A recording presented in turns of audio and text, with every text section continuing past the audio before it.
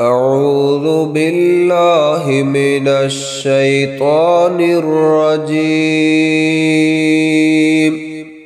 بسم الله الرحمن الرحيم. الحاقة ما الحاقة وما أدراك ما الحاقة كذبت ثمود وعاد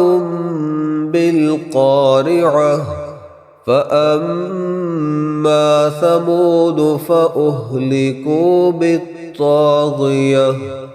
وأما عاد فأهلكوا بريح صرصر عاتية سخرها عليهم 7 ليال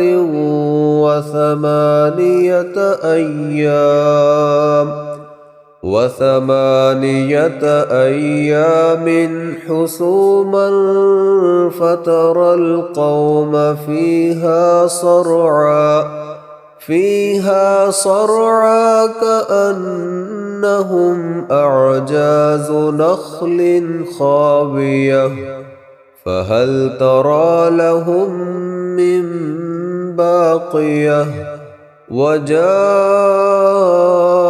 فرعون ومن قبله والمؤتفكات بالخاطئة فعصوا رسول ربهم فأخذهم أخذة رابية إنا لما طغى الماء حملناكم في الجارية لنجعلها لكم تذكرة وتعيها أذن واعية فإذا نفخ في الصور نفخة واحدة وحملت الأرض والجبال فدكتا دكة واحدة فيومئذ وقعت الواقعة وانشقت السماء فهي يومئذ واهية والملك على أرجائها ويحمل عرش ربك فوقهم يومئذ 8 يومئذ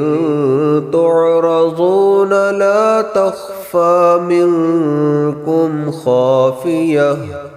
فأما من أوتي كتابه بيمينه فيقول هاؤم اقرءوا كتابيه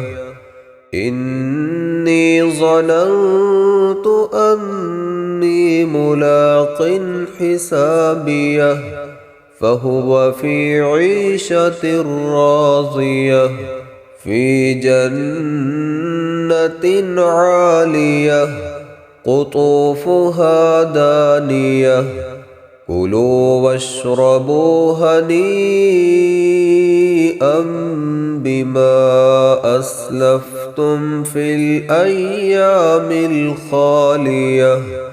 وأما من أوتي كتابه بشماله فيقول يا ليتني لم أوت كتابيه ولم أدر ما حسابيه يا ليتها كانت القاضية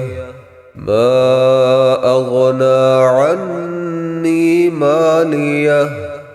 هلك عني سلطانيه خذوه فغلوه ثم الجحيم صلوه ثم في سلسلة ذرعها 70 ذراعا فاسلكوه إنه كان لا يؤمن بالله العظيم ولا يحض على طعام المسكين فليس له اليوم هاهنا حميم ولا طعام إلا من غسلين لا يأكله إلا الخاطئون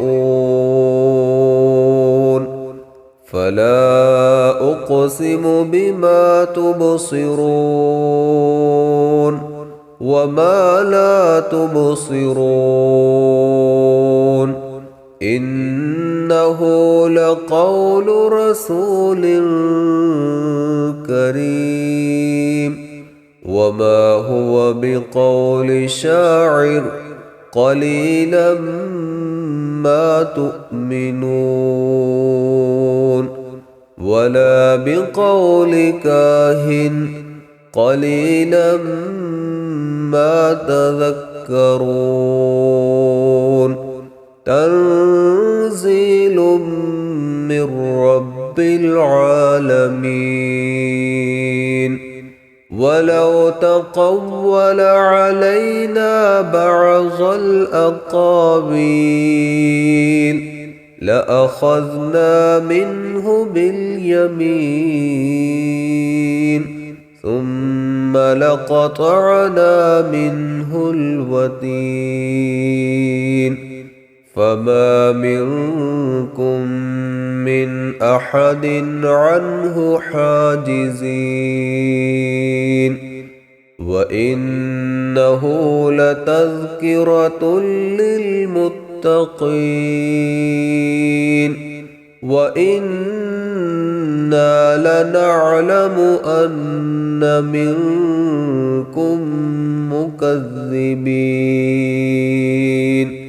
وإنه لحسرة على الكافرين وإنه لحق اليقين فسبح باسم ربك العظيم.